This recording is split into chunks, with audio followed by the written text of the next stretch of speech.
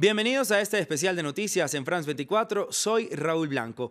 2019 ha sido un año de protestas globales en todo el mundo, aunque con un contexto muy diferente. Estas movilizaciones se extendieron por medio de un efecto dominó por prácticamente todos los continentes del planeta.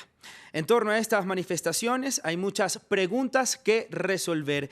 ¿Qué las ha motivado? Si tienen un factor común estas protestas de lugares tan ricos como Hong Kong o París y sitios azotados por la pobreza y la violencia como Sudán o Irak. Pero antes de intentar analizar este año lleno de reivindicaciones, veamos esta secuencia cronológica en donde se resumen todas las marchas de este 2019. Los chalecos amarillos plantaron cara a las medidas de Emmanuel Macron. Las manifestaciones en Argelia acabaron con el gobierno de Abdelaziz Bouteflika, pero las protestas continúan.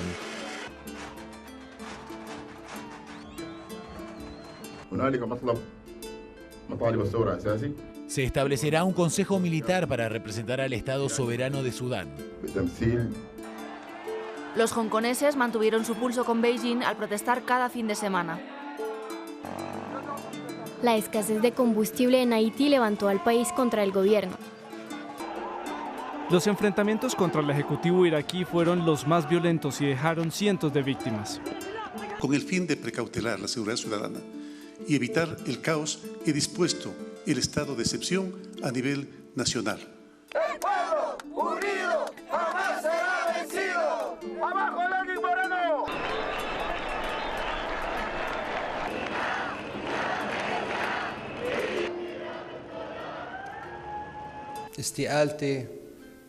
Puse mi renuncia a disposición del presidente Michel Aoun y de todos los libaneses. Chile clamó contra su sistema social y económico y el gobierno de Piñera. Las movilizaciones mantuvieron el pulso en las calles contra el ejecutivo de Iván Duque en unas protestas sin precedentes.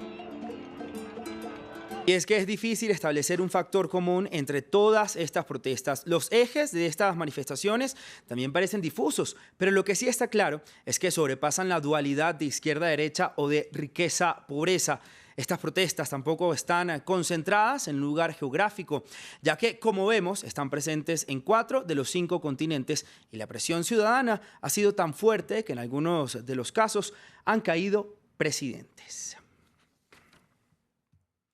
Para hacer un análisis de estas protestas en 2019 me acompaña en el estudio José Ángel Hernández, doctor en Historia Contemporánea y director del Departamento de Historia de la Universidad Sergio Arboleda en Colombia. Profesor, bienvenido a este especial de noticias aquí en France 24. Tenemos que comenzar preguntándole si hay conexión entre todas estas protestas alrededor del mundo o simplemente coincidieron en un momento histórico. A ver, hay algunas coincidencias, ciertamente, aunque cuesta encontrarlas, ¿no? En el caso de Latinoamérica es evidente que hay un nexo de unión y digamos que una especie de efecto dominó con lo que ocurre, ¿no? Recordemos que Latinoamérica está en ese pugilato entre derechas e izquierdas, ¿no?, que se manifiesta en las calles también, ¿no? Recordemos que la acusación continua de los países de que detrás de los gobiernos de algunos países donde salen estas manifestaciones, de que detrás de esas manifestaciones están algunos gobiernos determinados, sobre todo el tema de Venezuela, el tema de Cuba y un poco más alejado el tema de Rusia, como manipulador de todo este tipo de acciones, pues sí da a entender que hay un cierto nexo de unión. Evidentemente lo que ocurre en Chile fue tomado como ejemplo para otro tipo de levantamientos. En el caso de Bolivia la situación fue particular porque el gobierno de Evo Morales parece ser que manipuló las elecciones y entonces hubo un levantamiento. Pero bueno, en líneas generales se da en América Latina ese pugilato en estas dos concepciones de la sociedad entre, digamos, derecha e izquierda. En el caso de otros países, sobre todo países de Asia y de África, son los levantamientos que se dan regularmente en estos países. O sea que, porque como coinciden con ellos, pues se meten en el mismo saco, ¿no? En el caso de Hong Kong o en el caso de Cataluña son reivindicaciones independentistas o reivindicaciones que no tienen nada que ver con la situación económica de los países. Es importante que tengamos en cuenta que hay una cierta predisposición, en líneas generales, a pensar que los levantamientos se dan en sitios donde la población está ya totalmente depauperada, y eso no es así. Profesor, hablemos entonces ahora de Hong Kong, como usted lo estaba comentando. El caso de los hongkoneses, la resistencia, la organización de estas protestas, ¿sirven como modelo a imitar para otras sociedades, a lo mejor latinoamericanas? Yo creo que no.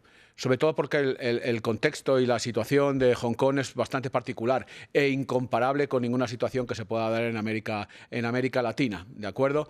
Recordemos que todo empieza en Hong Kong por una ley que permitiría la extradición de gentes de Hong Kong al continente o a China o al territorio chino para ser juzgados, y esto crea una cierta desazón que estaba latente en el pueblo. Recordemos las circunstancias históricas de Hong Kong. Recordemos que Hong Kong ha conocido la democracia por patrocinio británico y que de repente pasa a formar parte de un país en el que la democracia es algo inusual, como es China. Hablemos ahora del mundo árabe. ¿Qué tienen de diferencia estas protestas de 2019 con respecto a la primavera árabe del año 2011? Bueno, la primavera árabe, que luego se convirtió en un invierno árabe, que es lo que estamos viendo ahora, fue una especie de, sobre todo para la izquierda y para la progresía internacional, fue una especie de ejemplo a seguir, ¿no? Por fin estos países que no conocían la democracia iban a ceder al sistema liberal. Eso no ocurrió porque no hay tradición con ello, ¿no?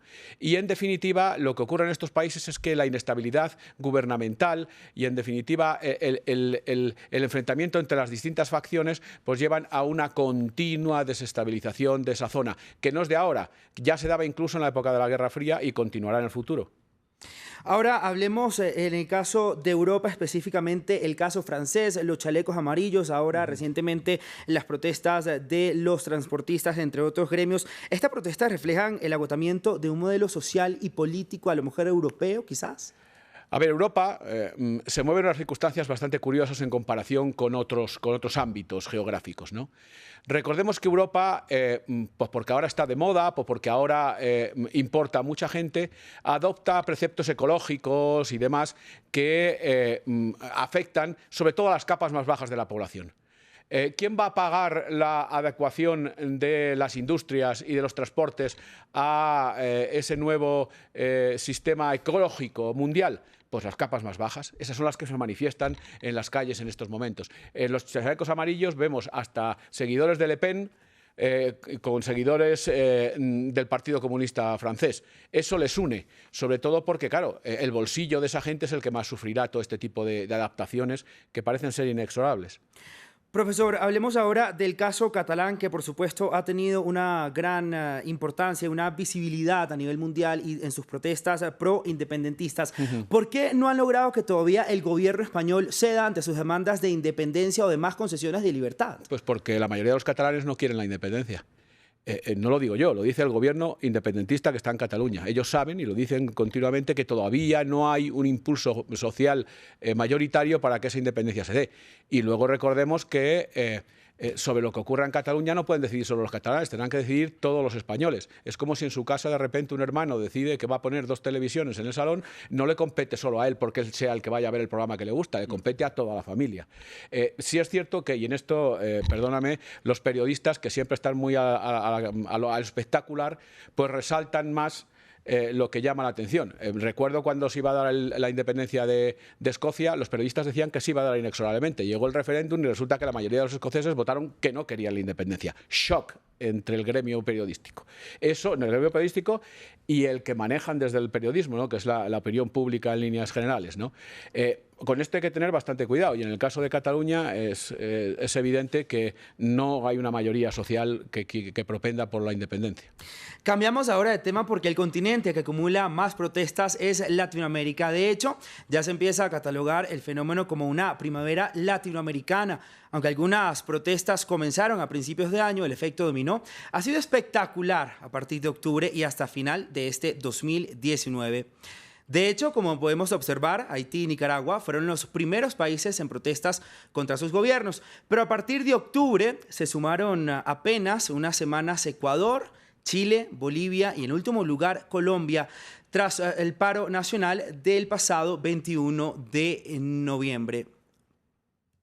Profesor, entonces, ¿qué podemos entonces hablar ahora del continente latinoamericano? ¿Cuáles son los factores que han motivado a estas protestas en nuestro continente, aquí en América Latina? Diferentes, ¿no? Si miramos el mapa, evidentemente en Nicaragua, en Ecuador o en Bolivia, la gente no está en las calles, no es la misma gente que está en las calles en Chile, que está en Colombia o está en otras partes, ¿de acuerdo? Recordemos que lo que hemos dicho al principio de esta entrevista, el pugilato es entre esas dos concepciones de la sociedad que han sido las que se han dado desde la época de la Revolución Rusa. rusa, ¿no? En definitiva, una sociedad más cercana al socialismo y una sociedad más cercana al capitalismo.